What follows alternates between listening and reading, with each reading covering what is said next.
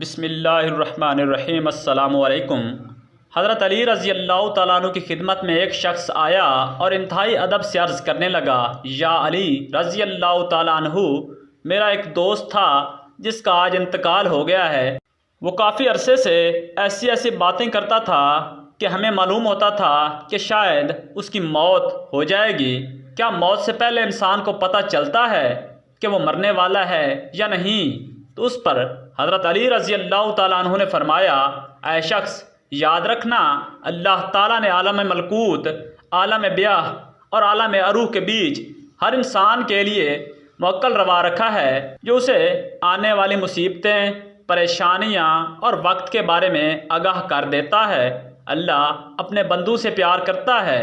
انسان موت کو ختم ہونے کا نام سمجھتے ہیں، اصل میں موت ایک زندگی کی طرف انسان کو لے جانے کا نام ہے، موت ختم ہونے کا نام نہیں۔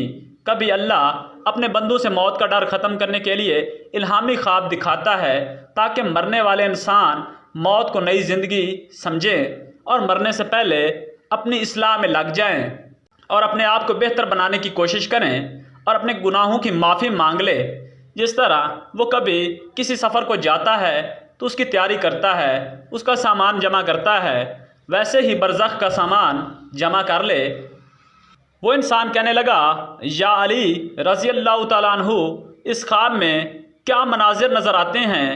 تو حضرت علی رضی اللہ تعالیٰ عنہ نے فرمایا، اس منظر میں، اس خواب میں یہ نظر آتا ہے، اس کا لباس سفید ہوتا ہے، اور اس سفر میں وہ انسان جو اس کے ساتھ رہتے تھے لیکن آج مر چکے ہیں، وہ اسے نظر آتے ہیں اور یہ کہتے ہیں کہ تمہارا سفر ختم ہونے والا ہے، جبکہ انسان ان لوگوں کو دیکھتا ہے جو ان کے ساتھ پہلے رہتے تھے، وہ مرنے کے بعد بھی ختم نہیں ہوئے۔ تو انسان مطمئن ہونے لگتا ہے تو اسے موت سے ڈر نہیں لگتا۔ وہ کہنے لگا، یا علی، اگر کوئی ایسا خواب دیکھے تو اسے معلوم کیسے ہوگا کہ یہ الہامی خواب تھا یا شیطانی؟